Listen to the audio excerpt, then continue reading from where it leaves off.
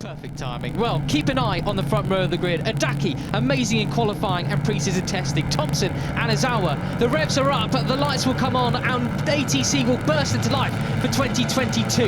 Here we go. It's a clean start away from everybody. A big push from their legs there. The number 21 of Shinya Azawa gets a storming start, and it looks like Adaki didn't quite get the start that he would have wanted. He's been swapped back in towards fourth. Who will get the jump in towards turn one? The whole shot. It is Azawa making a move there. It looked like Thompson slotted back into third, and was that Danish just up the inside in towards second place? Yes, it was the number 13 Malaysian. It was indeed. So Adaki losing out a little bit then from pole position, just dropped a few positions. Oh, we got a faller in the background there, and that's a big pile up with a few riders down. That is very unfortunate. The safety car will be attending to them, but all three riders up and walking away, very frustrated, understandably. Yeah, straight away. That was a little bit messy, but it looks like not too much harm done. Good to see those guys up on their feet immediately. So let's have a look then. It is Azawa still leading the way at the front. Like I said, really calm start for a rookie from Azawa. Absolutely nailed that, and well underway. And then Danish, Thompson, Mie, and then Adaki then down, dropping quite a few places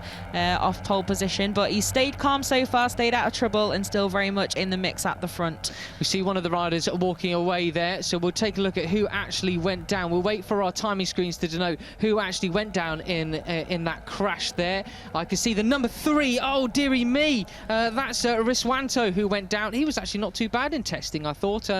Fairly up there, but yep. There's a few riders going down, unfortunately. Another rider very lucky to escape, actually. Yeah, very lucky to escape. So, yeah, you can see the number 10 there of Kevin Quintal as well. And Nicholas went unfortunate. Down too. Yeah, I thought I saw one of those guys who just got tagged as well. It's always difficult, isn't it, when you've got so many riders wanting the same bit of track at the start, that domino effect. Even when it's, you know, not too high speed a crash like that, it's very, very hard to avoid everything and so easy to end up tangled up. But looked like they were all okay. And, yeah, it'd be interesting to see then what that's done to our finishers. I think we've got 3 out and a couple who lost a little bit of time as well.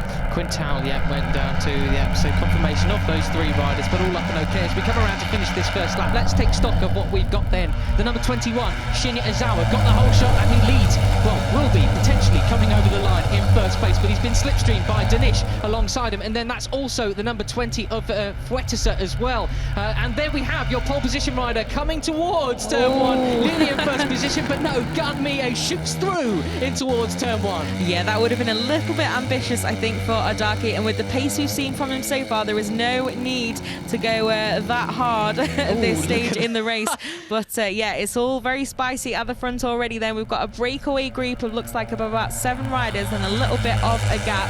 But yeah, Fuetesa putting in a good performance there. He'd impressed in testing, but I'm impressed as well with the race so far from the tyre rider. I think he's actually from the same hometown as Somkiat Chantra, his Moto2 counterpart of Chonburi. So yeah, a bit of inspiration there from him. All riders okay there as well. I hope they've also got the same hair, because Chantra's hair is a headline in itself. You hope they have, or you hope they haven't? I mean, I hope they have. I absolutely love it. It's a look. It's a statement and a half. It is. So at the front then at the moment, we've got Mie with a little bit of daylight there for the number 5.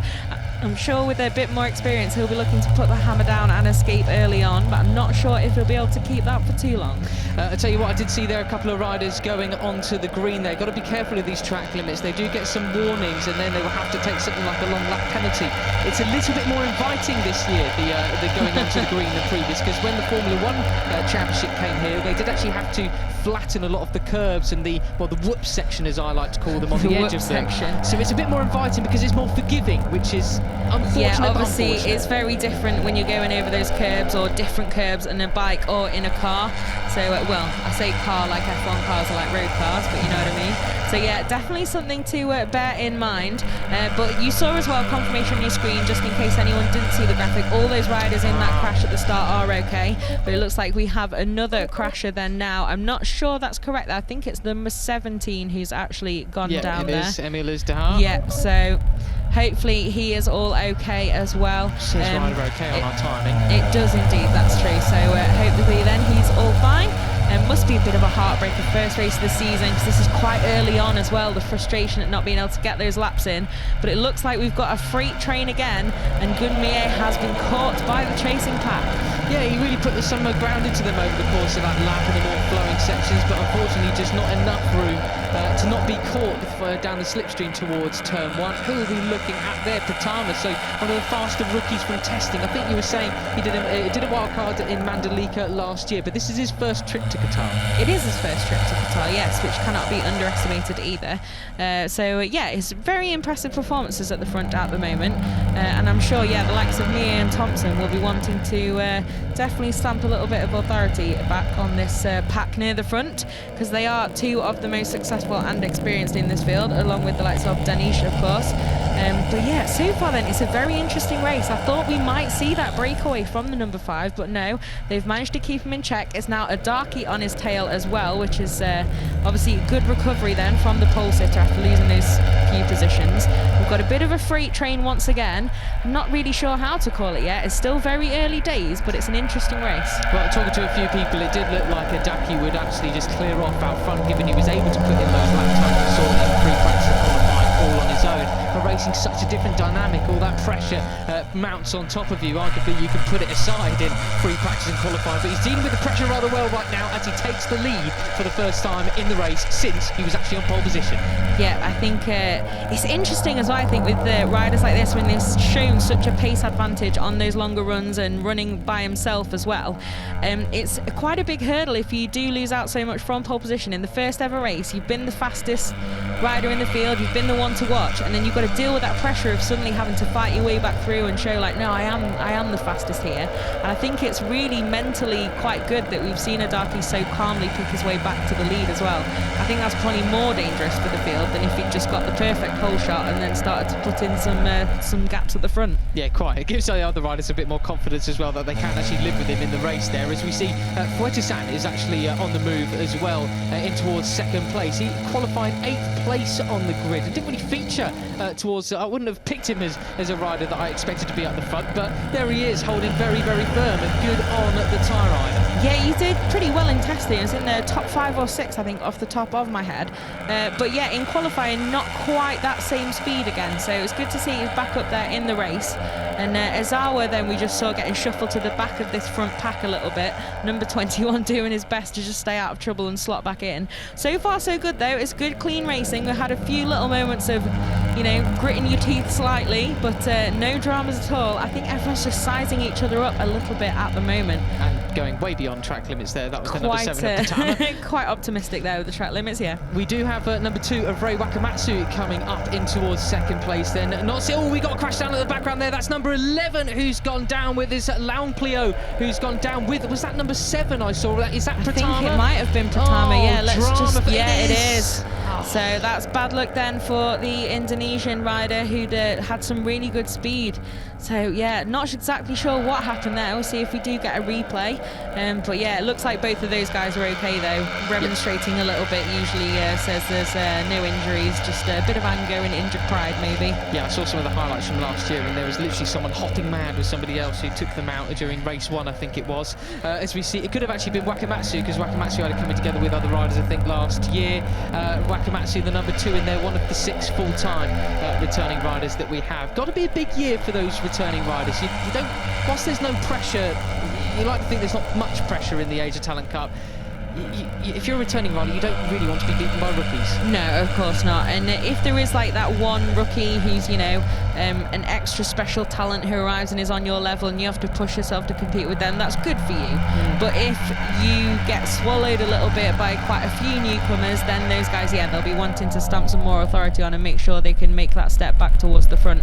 It is difficult though when you don't have so many benchmarks left in the field. So obviously everyone to get into the Asia Talent Cup has shown real speed and success elsewhere before they've made this step. So, you know, it's not like people are turning up and getting on a bike for the first time and then outgunning anyone who's taken podiums last year. But yeah, it's an interesting shuffle with our 6 returning riders. And Wakamatsu then, this is the best we've seen from Ray Wakamatsu in an ATC race, I would say, the number 2. And I think he's now in the lead, yeah. So that was nicely done. It was almost more of a better line rather than an overtake. But the number 2 in the lead for the minute then, will he keep it? Not sure. It's all getting a little bit scrappy now. Adaki just scything up the inside of Carter Thompson there. Scything is a nice word. Keeping a very nice tight line there. So this is probably the best that we've seen from Wakamatsu in the Asia Talent Cup here. And what about Gunmie looking up the inside of the number 20 of Fuetesan? That was pretty close indeed. We did see a couple of riders wipe each other out at that point here last year. We did indeed. We've seen a few interesting ATC dramas over the years here, haven't we? And like we said, all riders conscious then. So the crash that we had before, it looks like hopefully nothing too serious, and we'll bring you any more updates as soon as we have them on any of our fallen riders. But definitely all those involved in the incident at the start, riders are perfectly okay. So we'll wait for an update on Pratama and Leon Clio as well.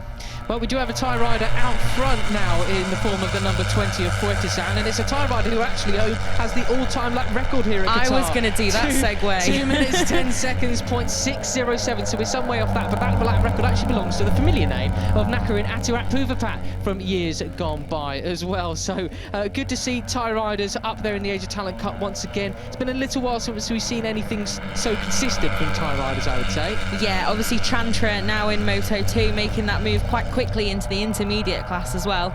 But yeah, it's good to see a Thai rider straight into this front group in the ATC. Great stuff from Fuetesan, and yeah, just having a great race so far, really. I think it's a really good sign when you've not only got that speed in testing, but also able to use it on track in the race elbow to elbow, as it really is now for certainly Carter Thompson and Shinya Zawa there. Yeah, we've got quite a big lead group now, haven't we? Going back to Farish Hafi, the Malaysian rider, the number 19 in 8th position. So that's your leading group with all the riders that we've established before. I think Hafi's really the only one that we've not really mentioned. Lacan's just behind him on the chase in P9. That is one of the other returning riders. Yeah, he is a Thai rider as well. Yeah, he is, and he's 18 years old as far as I can tell. Yeah, and he made quite a step in pre-season testing, so I'm sure he'll be wanting to make a little more hay in this race. But yeah, it's very, very close now in this group, isn't it? I do wonder if some of these guys have got a little bit more in the locker and just not wanting to unleash it with 9 laps to go. What's this a replay of there? Some more beyond track limits, that one from an Ray interesting Wakamatsu. Excursion. Yeah, not quite the Dennis Onju from practice yesterday. We got some actual airtime over the curbs. But let's have a look at the the lap times we've got coming in. Last lap at 2 minutes 12, so there's a plenty more in the locker. I wonder how much of that is to do with, well, the fact that it's now a race, or whether it is a little bit more windy out there compared to what we've had yesterday, for example. But in qualifying, they were setting 2 minute 11.5, so maybe there is a little bit more in the locker now. Yeah, very possibly. It's been a difficult one to judge with lap times as well, hasn't it? Because obviously the track changes so much once you've got MotoGP and everyone on it after the pre-season test where it was just these guys. And then you have another sort of 5 days of desert winds and sands, and then we come back on track. But yeah, like you said, that lap record of 2:10.6 from Nakarin Aturat Puvapat, that's it's not too far off that, but I'm sure they'll be wanting to get more down into the pace they had in testing. Well, here we have the Leon Clio and Pratama's incident is currently under investigation by Race Direction. So we'll see what comes of that. This is just a replay of what happened going into turn 1 on a previous lap? I think it is, yes. It's just a slow-mo. Braking styles, essentially. Yes. You can see Adaki's a bit of a smaller frame than some of his compatriots, like Gunmie, a much more Alex Rins giraffe style on the bike. We should also say that was a Suzuki-given nickname, wasn't it? It's not us just being it's not us just being rude about Alex Rins. It's really overcast now, isn't it? It really is, yeah. You can even feel it's a little bit darker for us in the comms box. And we're opposite, we're sort of above the pit boxes, opposite the main grandstand. And even from the sort of misted window that we've got already, you can feel it's a bit darker. But I don't think there should be any rain on the way. But yeah, it's certainly a bit different conditions to what we often have here in Qatar with that blazing desert sun. But at the moment, though, we're still in this same kind of standoff, aren't we, with this big group at the front. No one's been able to break away. I don't know if anyone's really been trying to at the moment. They're probably just content to sit in the group group unless it gets too dramatic. That was another little bit of drama with track limits though, wasn't it, for Ray Wakamatsu? It'll have to be very careful. We've had a couple of track limits warnings so far for Fadila and Al Sahuti, the wild card. So we'll have to see, will the number 2 appear on our screens with the track limits warning as well? We're coming up towards the halfway point of the race, and this is slightly dangerous from Amon Nadaki, because he's not actually had this much time out front with clear track in front of him, and he's already gapping Gunmie and Wakamatsu, through 2 compatriots just behind him a little bit. Not enough to be out of the way of the slipstream, but a little bit more time out front. This could be good night Vienna and Nadaki checking out. Potentially. I'm not sure that cultural reference will translate that well if he watches this back. It's from Neil Morrison yesterday, I think he said. But yeah, that's suddenly changed so much there, hasn't it? You can see a couple of meters in hand for Adaki, but you can see that easily Gunmie and Wakamatsu have responded to that, tagged back onto the back of the number 14, and it's now Thompson who's got a gap to make up, but the Australian at the front of that second little group with the hammer down. And there's more riders than in the entirety of qualifying being able to set a 2-minute 11 lap in this race now. So there were 2-minute 10s in the free practices yesterday come the end of that, and it looks like, well, almost seemed as though Adaki let Gunmie through there because he didn't want to get overtaken in towards turn 1. Maybe. Let's see what happens into turn 1 then with the braking zone shuffle. Who will be bravest on the brakes? Looks like Adaki then back in the lead, but over the line, was he? I'm not really sure. I think he was, yes, by almost nothing, but a bit wide there though. Goodness, almost like the front end sort of didn't really want to have any more pressure put on it at that given point. Yeah, no, nicely caught though. The number 14 then slots back into 3rd place, and if you do notice the lovely paint job, don't worry, you've not tuned into the ATC at Mazzano. It's just some beautiful run-offs here at Lusail this season. But yeah, Adaki then, maybe that wasn't quite part of the plan, and he's just had to settle back into that 3rd place. But it's once again a big group, isn't it? That breakaway of the top 3 has been reeled right back in by Carter Thompson, helped of course by that little moment for Adaki. How many times have we seen a ATC race of 2 halves? The first one all a bit frantic and groups spreading out, and then at the halfway point they come back together to form one huge group. We have got Fadila though exceeding track limits one too many times and given a long lap penalty, so that's the number 15 down 11th spot off the back of this group. Or no, actually sorry, just at the start, the chasing pack from this one, so you see him in the back of shot right there. Yeah, that is so the Indonesian rider then, long lap penalty. Like we said, we weren't kidding. Sometimes if you take those chances too many times, you will have to do that long lap penalty. It depends. If you've made a mistake or you've been forced into the green, that's usually a bit different. But if you're kind of using it too many times essentially to make a better lap time, the book will get thrown at you and you'll be into that long lap penalty area, which is probably a little bit dirtier at the moment as well. Yeah, exactly. Rules are the rules in whatever class of race you have. Yeah, will. Speaking of telling them, I did actually go down this morning to go and check out the riders prepping for qualifying, the difference in preparation, the attitudes, because it's a big session, you know, for all these rookies. It's their first ever qualifying session in the Asia Talent Cup. There were some nervous faces down there. They were given some words of advice by their rider coach, but I'm not sure how many of them understood it, given the fact that at this very same time, outside those garages, the Moto 3 bikes from the World Championship were warming up. And I tell you what, I could barely understand him, so I'm not sure how well 12 to 13-year-olds who speak English as a second language got understood it, but... Yeah, noise is always a complicating factor in the paddock, isn't it? As we see Adaki does really jam the front brake on going in towards turn 1. He's not quite got that nailed yet, has he? No, it looks a little bit, yeah, just a little bit shaky there, but he's straight back into the lead then, denying Carter Thompson, who'd just taken over at turn 1. So this will be interesting then. Has the Australian been playing it safe? There. That looked like Dinesh. And yeah, and Thompson then back around the outside and into the race lead. Now, who is going to play what card next? That is the first time we've seen Carter Thompson in the lead here. He did manage to have some pretty good results here last year. Got a 4th place in race 2. Yeah, it was close to podiums, just not quite on it. It was Gunmie who was on the podium last year, I think. So the number 5 we wanted to make a bit of a move up from, I think is in 5th at the moment. It was actually the last race we had here. Yep, Carter Thompson was 4th position. Hakim Dinesh, the highest finisher of the current crop of Asia Talent Cup riders, in 3rd. Of course. Yeah, well, here we go. We need to hunt down the PDFs from the Grand Prix of Qatar ATC, because I couldn't find them on the website, actually. It led me to wrong ones. Anyway. Some admin missions to thrill the viewers. Yeah, well, it is 6 laps to go as we see the to me to you Barry Chuck overtake there, and that was a great save from Fuetesan, the number 20, the Thai rider who was leading earlier on. I mean, you don't get much closer to crashing than that and then staying on. Goodness me. That was incredible skill there to hold that. Unbelievable, really. I'm sure that will be replayed quite a few times over this weekend. Great stuff then. Good to see Fuetesan able to stay upright and not even lost out too much either. It's just still in the shot just there in the background.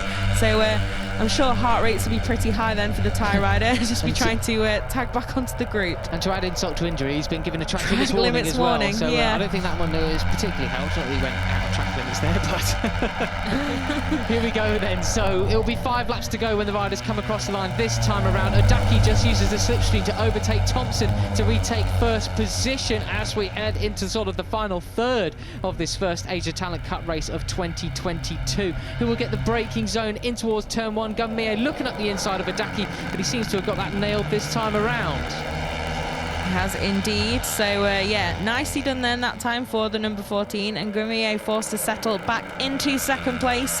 But yeah, sorry, I think I've still got a bit of a bit shocked. Yeah, still trying to recover. I can't imagine what it's like on the bike. Someone frown a flannel. He's back on it. Here we go then, the replay. Well, okay, so that's why he did go over track limits then. And then sat up, obviously, and then didn't quite... I think we could scrap that track limits for him then. He didn't exactly gain an advantage. I don't think he did, no, to be fair. I think he paid quite a price for that one. Yeah. But yeah, back on track then, the number 20, and all okay there, just in the back of shot, like we said. But right, deep breaths. We've got Adaki then back in the lead of this race, once again with Gunmie on his tail. And it's getting interesting now, isn't it? I thought a few times maybe, okay, now will be the time the hammer goes down. Carter Thompson, like we said, hadn't really shown his hand too much, then moved up into the race lead. But now it's still this big group battle at the front. And look at that, that's nearly 4/10 that Fuetesan's taken off the back of this group there, trying to catch back up. So well, their pace did dramatically slow last time around. 2-minute 12s and 2-minute 13s across the board, really, in this leading group.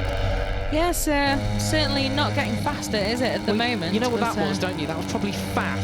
It was faffing around, yeah. That's why that classic part of the lap time, the faff. Yeah, yeah, no, there were a few little shuffles throughout the field, weren't they? And of course, that will make quite a difference to the overall lap times. But that time then lost a couple of tenths, so I take it back. Maybe the faff was stopped again. But yeah, it's as soon as you do get those big shuffles, it does give riders on the chase a big opportunity to close back up. But I think it will be a little bit more difficult with that gap of around 2 seconds to get back in that slipstream window. It was quite an ask, I think. That is quite the shot, looking down the home straight with riders all slotting in towards the slipstream as we cross the line then to clip down another lap. 4 laps to go here. That was Hakim Danish versus Carter Thompson. Then they got Ray Wakamatsu alongside them, vying for 4th position. But towards the front, we have Gunmie retaking the lead from his countryman Amon Adaki there for once another time. We've got some birds in the background then. I wonder what those are. Not oyster catchers. You don't get those sorts of things around here. As we see Hakim Danish overtake Carter Thompson once again. Most Matthew Dunn commentary of all time. Yeah, absolutely. What are we going to get in this replay then? Bit of elbow bashing or not quite? Nearly. Well, no, just... Not too bad. I think it looked closer because of the perspective of the camera, I think, there. But certainly Gunmie saying, no, I'm having turn 1 this time, and Adaki just forced to settle into second place. But not anymore. Back in the lead, but again, a little bit squiggly there. Goes a little bit deep. There's the number 14. We have a crash there for a rider who's gone down. Oh, dearie me. 3 riders down. One of them looks like Carter Thompson, unfortunately.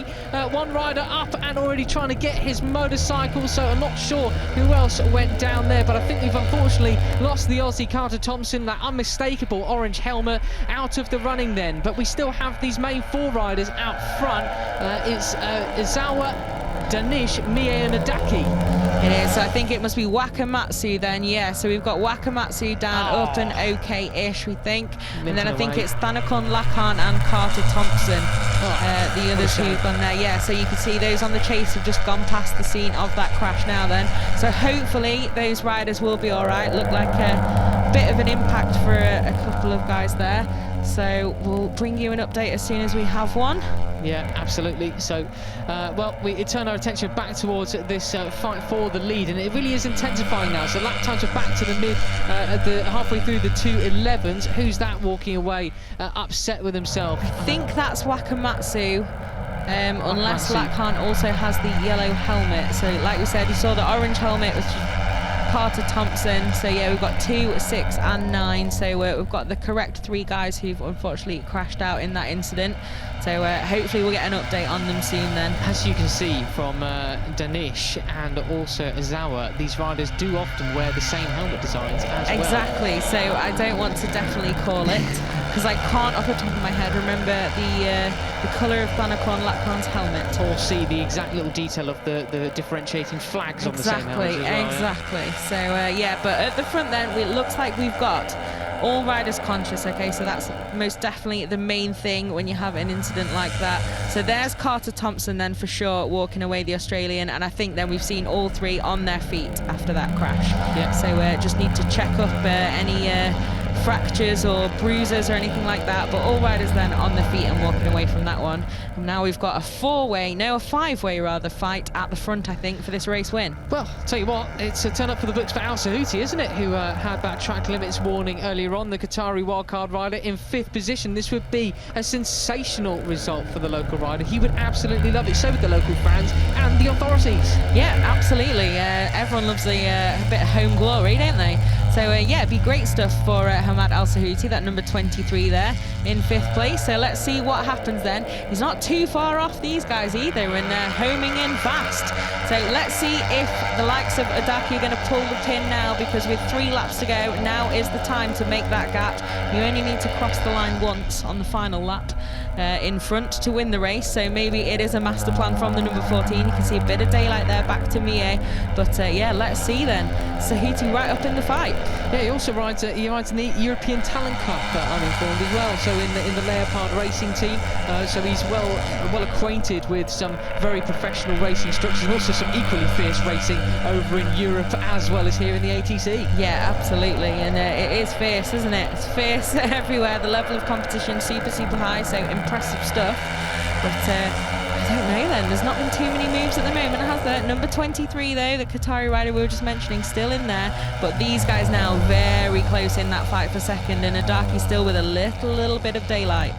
Yeah, totally right. So we'll see then 2 laps to go, the penultimate lap around, and Adaki in a bit of a commanding position. He was 3/10 ahead across the line, but that's all been closed down now with Gunmie right on his tail once again. Izawa on the chase as well as Danish, podium finisher from last year on multiple occasions. Then Al Sahuti vying for home glory just off the back of these riders. The last lap around, a 2:11.7, so faster once again from these riders, but not quite on that free practice pace from yesterday evening.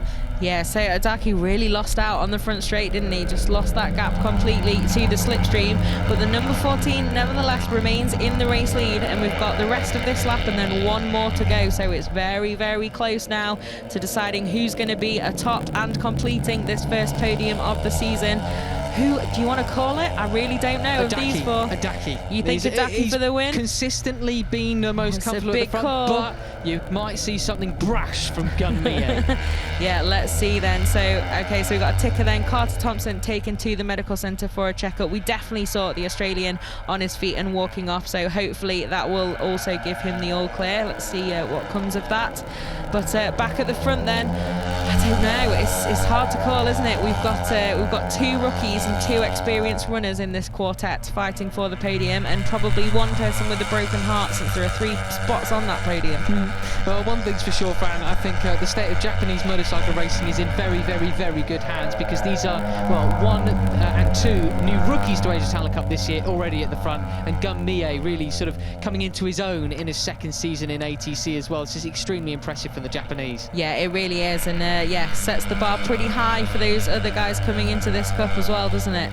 So Adaki doing a bit of a Furusato and turning up straight on the pace, but also Aizawa. Another front-end twitch into that final corner from Adaki, though, so I bet he'll be doing a bit of homework on his braking technique tomorrow. I was going to say, there's only through there one more time in this race. But he does manage to claw it back, and we'll be neck and neck with Gunmie across the line. In fact, if he were to do that sort of mistake again, he'd actually end up winning it. How does that work? Actually worked out better there, didn't it? The number 14 then in the lead over the line. Maybe that will be the master plan. Very close there. Is that Danish being pushed out the number 13? It is. Is he going to cut back in? Oh, no. High sides it out. That's him out the running for the win then. Heartbreak for the Malaysians. So it's 3 Japanese riders. Here we go then for that victory. Mie, Adaki and Aizawa. Oh, I thought he was going to be able to cut back in there, Hakeem Danish, but no, just lost it. And he is, like you say, out of the running then. So we've got 2 rookies and a veteran. Who is going to come out on top? I don't want to call it at all, but at the moment it is Gunmie in the lead, the experienced number 5 then. Those are some of the fastest laps of the race that we've seen so far. 2:11.4 from 2 of the top 3, I should say, that last time around. So it's really heating up here, and it's Adaki making a move up the inside and towards turn 6. Does he make it stick? He runs wide on the exit. Gunmie looking at him on the cutback. He looks to side by side at his compatriot. This is great racing to start the year off in the ATC. Absolutely love it. Real statement of intent from the rookie as well. Elbows out against his more experienced compatriot, but job well done then. He's managed to stay in the lead, has the number 14. Where is the next attack going to come, and from whom? I think it's going to be Mie. Is he going for it? He does. How much will that front end let him drive it in towards the ground to try and make that overtake stick? He does, and now it's full throttle through this long curve before the triple right-hander. The overtaking move hotspots are running out on this final lap. Oh, I really thought the number 21 of Aizawa was going to make a move there as well. Who is it going to be then in this race? I think it's all going to go down to the final corner, and maybe even the drag to the line as well. It's got to be the drag to line. It's got to be. So will the smaller frame of Adaki hold out over Gunmie, the slightly taller Japanese rider with 1 year of experience under his belt in the Asia Talent Cup already? That is the penultimate corner. Here we go then. We'll be breaking down into the final turn. Who will get the jump out of it into the prime spot, the slipstream? Gunmie up the inside from Adaki, but will it be Aizawa who manages to take them both? Oh, he pushes him wide off the track. It's all about that run to the line. You've got to squeeze your elbows in, keep tucked in behind the screen. Who's going to take the victory? It's going to be, I think it's going to be Aizawa. He's done it on his first race in the ATC. Here's one, and Gunmie is furious with himself. He really is. That was an absolute masterclass in staying out of trouble and concentrating on getting yourself in the right place from Aizawa there. Absolutely great stuff from the number 21. Super clean, just yeah, got the job done there, didn't he? And Gunmie then just pushed Adaki a little bit wide, just onto the green, the number 14. But in the end, neither of them then could get back on terms with the number 21 over the line after that final corner shenanigans. Gosh, that was brilliant, that was. What a great race. That was a good race. And pretty clean as well towards the end. I know Adaki got shoved off onto the green there. He won't like that, but hey, welcome to motorcycle racing at the international level. I think, yeah, I don't think that was anything too bad, you know. There was no contact. No, it was a pretty good clean racing in that race. Obviously had a few incidents with a few mistakes, but that is unfortunately bound to happen. But yeah, these 3 guys certainly on the podium. Some great moves over the last couple of laps there. I really wouldn't have called that, but yeah, really well done to Shinya Aizawa. What an arrival to the ATC. Yeah.